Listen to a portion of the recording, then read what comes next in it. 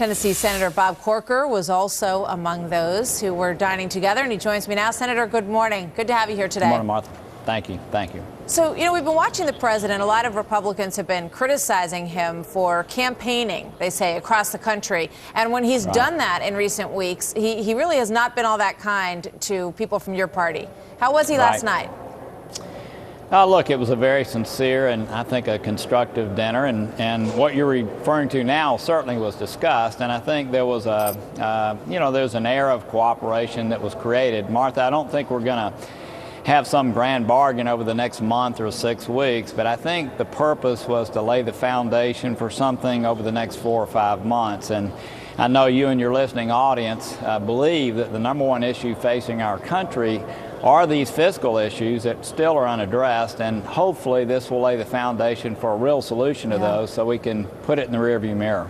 There's been a feeling when you listen to what the president has said about the debt, he always brings it up, but he often brings it up in a way that's sort of an aside. We're concerned about the debt. We're concerned about the debt. Did you get any different feeling from him last night about whether or not that has changed, or whether he's willing to listen to your side about that more?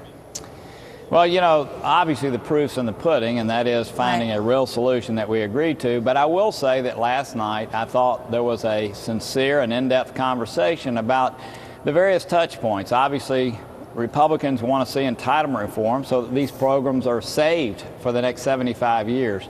The president obviously is looking for revenues, and so there were discussions along broad parameters last night, and I think there were some areas of commonality which I hope we can build upon to solve this problem. But yes, I do think, Martha, last night there was a sincerity and a soberness around this issue that hopefully will translate over time into some real solutions.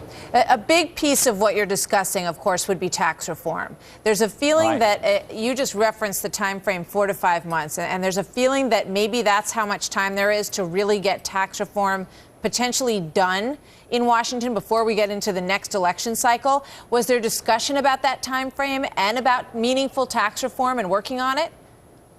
Well, I think, Republicans want to see pro-growth tax reform, right? I mean, we think it's one of the main drivers of an economy to lower rates, do away with loopholes, and we think that's something that's missing right now in this economic model that we have. So, yes, it's going to take some time. I do think you're right. The election cycle is going to start right back up next January, unfortunately. And so I think most of us believe that the next 4 or 5 months is the most fruitful time for something to happen. But again, Martha, what we want to see is real structural reforms to these entitlement programs. And for the first time, I do think the president spoke to that last night. At the same time, look, we come at these things with differences. We need to focus on the common areas, build upon that, and do something that's great for this nation. We know that in a couple of hours he's going to sit down for lunch with Paul Ryan. There are more meetings scheduled with Democrats and Republicans on the Hill next week. This is one of the main central things this president has been criticized for, that he doesn't roll up his sleeves and get into discussions and get involved in this kind of politicking. Why do you think that's changing now? If it is? I have no idea, but the fact that this is such a media story to have dinner with 12 senators speaks to the fact that you're right, it has not been happening. Hopefully that's going to change. I mean, I don't know how you cannot deal with our nation's biggest issues, Martha, without presidential involvement. It just cannot happen. You look at the history of our nation, that's the way it's been. So I do hope there's a change that's taking place. I don't think the president wants to spend the next 3.5 years dealing with a fiscal issue every 6 weeks. And I know that we want to put it behind us. So again, the proof's in the pudding. I certainly like this new approach much better than being campaigner in chief. There's no question. Hopefully it'll lead to a solution that'll be good for our country.